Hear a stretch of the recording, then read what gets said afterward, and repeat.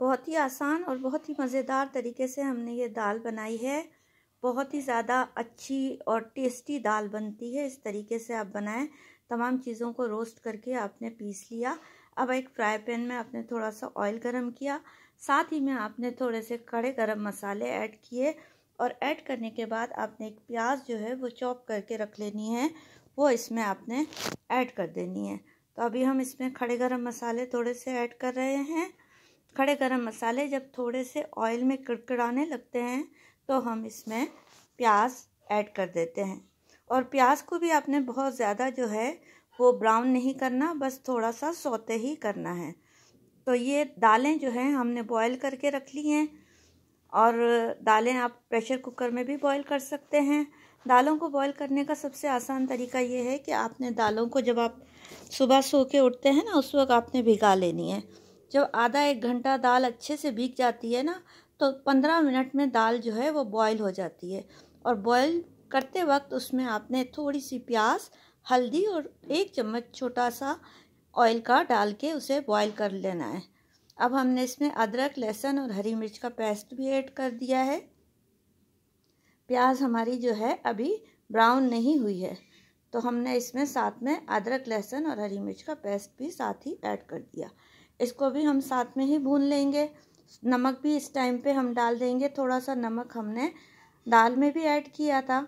अगर आप चाहें तो दाल में कद्दू भी डाल सकते हैं, या आजकल जो है वो सिरगी की फली आई हुई है, वो भी आप दाल में ऐड कर सकते हैं। तो ये दाल आप ट्राई करके देखिएगा। आपके घर वालों को ना पसंद आए तो आप बताइएगा।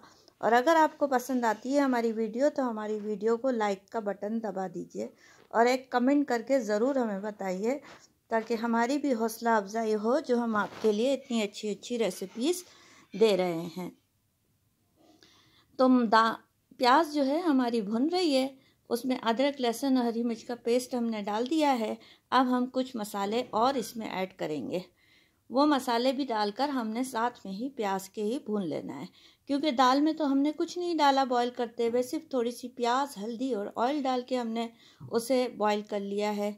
तो इस टाइम पे हम तमाम मसाले जो भी हमें डालने हैं बघार में, वही हमने उसमें डालने हैं। अच्छा, वो जो पीस के रखे थे ना हमने 3 चीज़ें, जो लाल मिर्ची, ज़ीरा, वो हमने क्या करना है इसी मसाले में ऐड करेंगे आगे जाके। तो यहाँ तक बात समझ में आ गई होगी आपको। तो आप लोग हमारी रेसिपीज़ को शेयर भी कर दिया कीजिए, और एक थम्स का निशान जो है ना, थम्स अप कर दिया कीजिए, ताकि उससे ये होगा कि हमारी वीडियो जो है और लोगों तक भी पहुँच पाएगी और लोग भी इससे फ़ायदा उठा पाएंगे।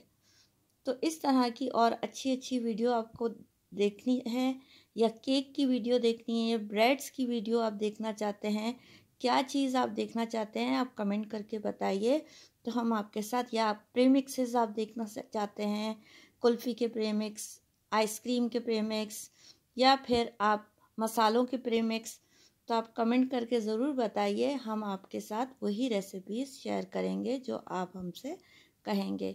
ये हमारी बहुत सालों की मेहनत है जो हम आपके साथ शेयर कर रहे हैं। कई सालों से हमारी ये प्रैक्टिस में भी है, और हमने बहुत मेहनत से ये तमाम रेसिपीज़ को जो है वो इकट्ठा किया है, और आज हम आपके साथ तमाम अपनी रेसिपीज़ शेयर कर रहे हैं। तो प्याज जो है अच्छे से ब्राउन हो रही है, इसको हम ब्राउन होने देंगे। और अब हम इसमें, जब प्याज ब्राउन होने के लगभग आ जाएगी, तो हम इसमें टमाटर ऐड कर देंगे। तो हमने इसमें टमाटर भी काट के ऐड कर दिए हैं। टमाटर को गलाने का बेहतरीन तरीका यह है कि इस वक्त आपने नमक डालना है। अगर आप टमाटर के साथ नमक डालते हैं तो आपके टमाटर जो हैं वो बहुत जल्दी से गल जाते हैं। और कुछ मसाले भी आपने इसमें ऐड कर देने हैं। लाल मिर्ची, हल्दी, ज़ीरा, जो भी मसाले हमने लिखे हैं ना, जो क्वांटिटी लिखी है बस आपने वही डालनी है। क्वांटिटी को चेंज नहीं करना। अगर क्वांटिटी को आप चेंज करेंगे तो आपकी रेसिपी भी चेंज हो जाएगी। तो इस बात का आपको ख़ास ख्याल रखना है कि आपने क्वांटिटी को चेंज नहीं करना।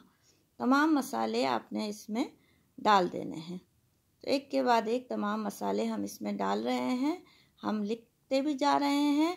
आप इसे किसी कॉपी में नोट डाउन कर लीजिए। एक कॉपी बना लीजिए, उसमें तमाम रेसिपीज़ को जो है आप नोट डाउन कीजिए, ताकि जब आप पकाने के लिए शुरू करें तो आपको हर रेसिपी को देखने की ज़रूरत ना पड़े और आपके पास वो लिखी हुई हो। आप कॉपी खोलें और बस आपने क्या करना है, उसमें से देखकर और बना लेना है। तो ये दाल देखिए हमारी बॉईल हुई हुई है। इसे हमने उबाल लिया था 15 से 20 मिनट में, ये गल के रेडी हो गई। ये तमाम दालें हैं जो हमने लिख दी हैं। अब हमने इसमें उबला हुआ कद्दू भी ऐड कर दिया और ये मसाला जो हमने भून के रखा था इसे भी हमने दाल में ऐड कर दिया। और ये मसाले का ये जो पैन है ना, इसमें थोड़ा सा आपने पानी डाल के ज़रूर ऐड करना है, ताकि अगर कोई मसाला रह गया है तो वो इस पानी के ज़रिए से दाल में आ जाए। तो ये पानी भी हमने इसमें ऐड कर दिया।